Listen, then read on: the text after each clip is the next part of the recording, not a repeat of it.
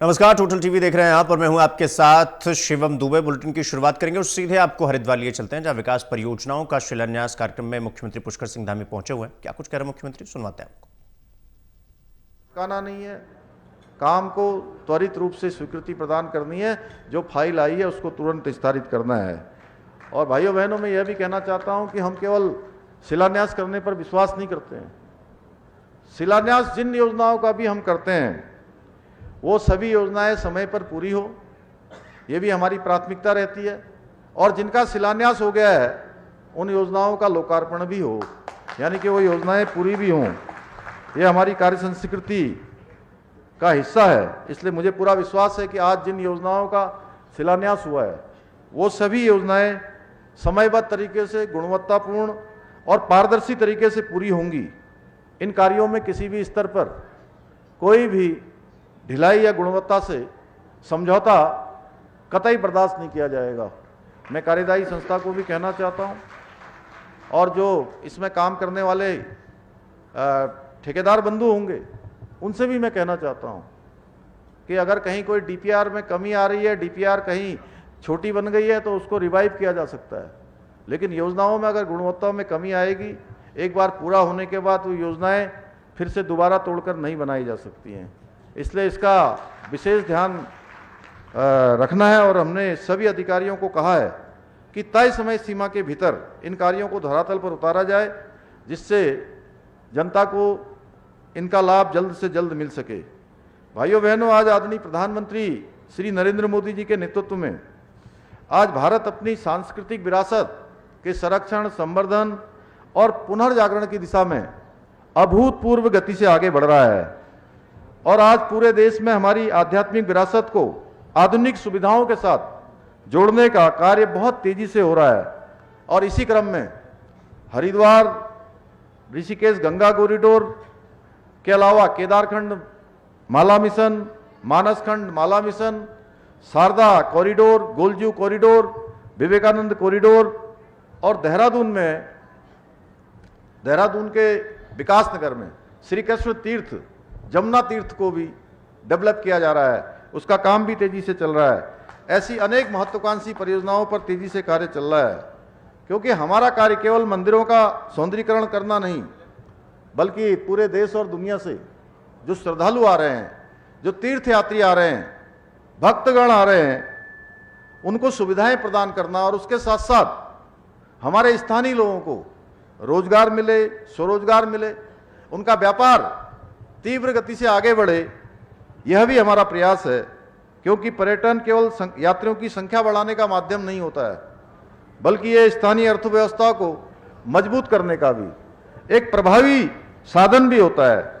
जब यहाँ बड़ी संख्या में श्रद्धालु आते हैं तो उसका लाभ हमारे होटल संचालकों को होता है, व्यवसायियों को होता है, व्यापारियों को होता है, छोटे दुकानदारों को, हस्तशिल्पकारों को और स्थानीय उत्पादकों के साथ साथ हजारों लोगों का इसका लाभ प्रत्यक्ष या अप्रत्यक्ष रूप से उनको मिलता है। इसलिए हमारी सरकार हरिद्वार के केवल एक हिस्से का नहीं, बल्कि इसके सर्वांगीण विकास के लिए निरंतर कार्य कर रही है।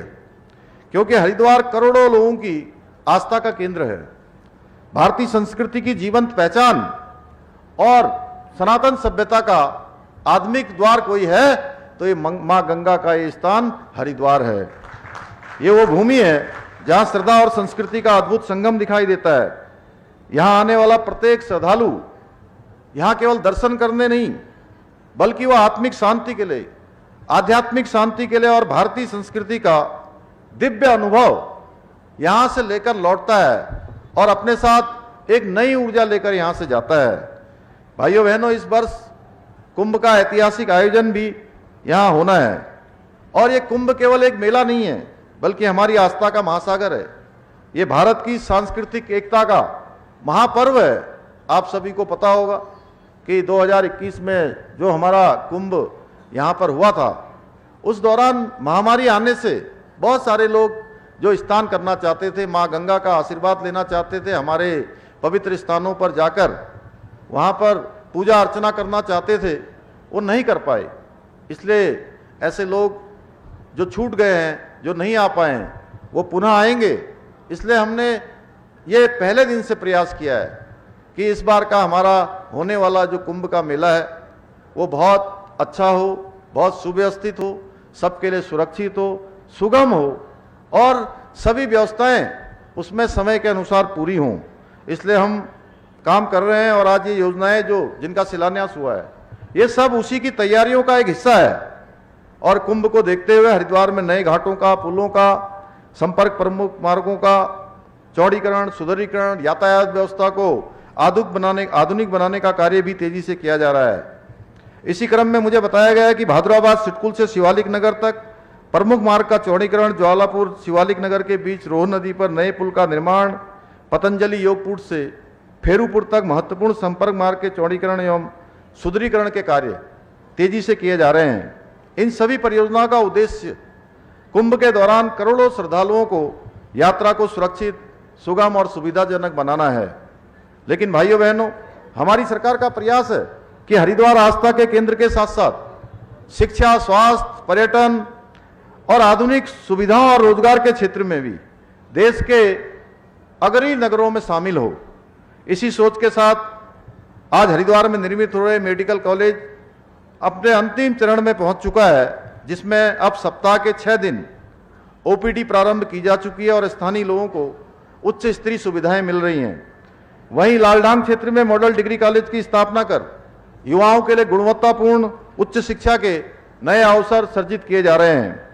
साथ ही ग्रामीण क्षेत्रों तक बेहतर स्वास्थ्य सुविधाएं पहुंचाने के लिए श्यामपुर में स्वास्थ्य केंद्र की स्थापना की गई है, ताकि लोगों को उपचार के लिए दूर न जाना पड़े।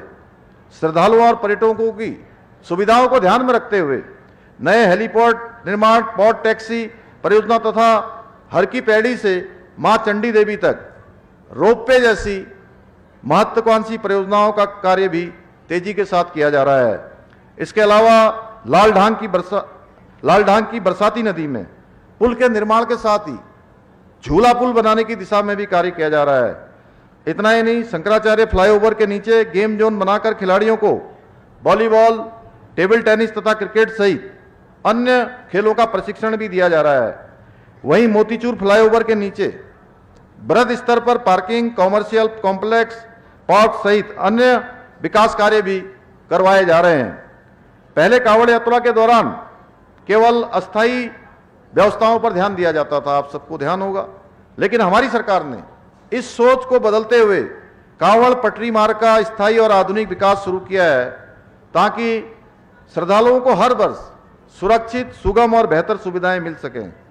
भाइयों बहनों, विकास की यात्रा के साथ साथ हमारी सरकार उत्तराखंड की सांस्कृतिक अस्मिता, सनातन विरासत और देवभूमि की मूल पहचान को सुरक्षित रखने के लिए भी पूर्ण प्रतिबद्धता के साथ काम कर रही है, पूरा संकल्प लेकर काम कर रही है, क्योंकि हमारा स्पष्ट मानना है कि विकास तभी सार्थक है जब हमारी संस्कृति, परंपराओं और सामाजिक मूल्यों के संरक्षण के साथ वो आगे बढ़े।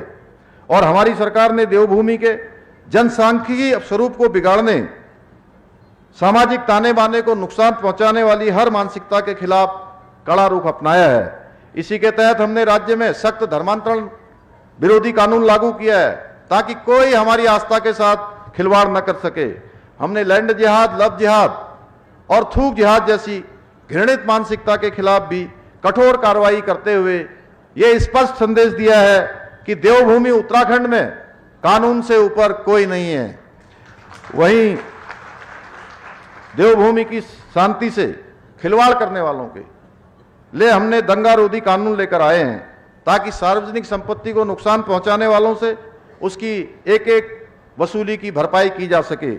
और मुझे ये कहते हुए गर्व है कि उत्तराखंड देश का पहला राज्य बना जिसने समान नागरिक संहिता का कानून लागू किया है।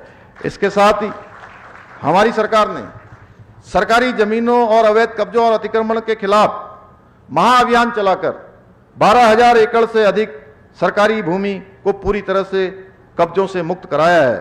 यही नहीं, हमने राज्य में मदरसा बोर्ड भंग कर सभी बच्चों के लिए एक समान शिक्षा का वातावरण बनाने का काम भी किया है। इसके अतिरिक्त हमारी सरकार ने प्रदेश के युवाओं के उज्जवल भविष्य को सुरक्षित करने के लिए देश का सबसे कड़ा नकल विरोधी कानून भी लागू किया है। भाइयों बहनों, मैं बताना चाहता हूं कि पिछले दिनों एक पार्टी के युवराज देहरादून में आए थे और वो उस संवाद में झूठ बोल रहे थे कि एक भी नकल के मामले में कोई जेल नहीं गया। मैं बताना चाहता हूं कि हमारे उत्तराखंड राज्य के अंदर हमने 100 से अधिक नकल माफियाओं को जेल की सलाखों के पीछे भेजने का काम किया है।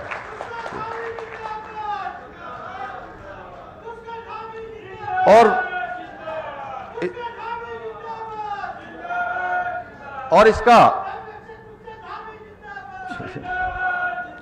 इसका सीधा परिणाम आज आप सबके सामने है कि 34,000 से अधिक युवाओं को सरकारी नौकरी मिली है और बिना किसी सिफारिश, बिना किसी भेदभाव और पूरी पारदर्शिता के साथ, बिना पर्ची और बिना खर्ची के मिली है। भाइयों बहनों, एक में भी कोई ऐसा मामला कभी सुनने में नहीं आया है। वहीं भ्रष्टाचार को लेकर हमारी नीति हमेशा से जीरो टॉलरेंस की रही है। हमने भ्रष्टाचार पर केवल बात नहीं की है, बल्कि इसे जड़ से मिटाने के लिए बड़े से बड़े रसूखदारों को भी सलाखों के पीछे भेजने का काम किया है।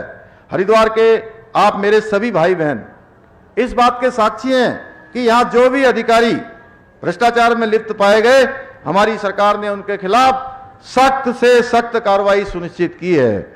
भाइयों बहनों, हमने वो हर फैसला लिया है जो राज्य के हित में है, जो यहां की जनता के हित में है। इसलिए हमारा स्पष्ट मानना है, अगर देवभूमि की आस्था और महान संस्कृति पर कोई भी आंख उठाने या साजिश करने का दुस्साहस करेगा तो उसके विरुद्ध कानून के अनुसार कठोरतम कार्रवाई की जाएगी।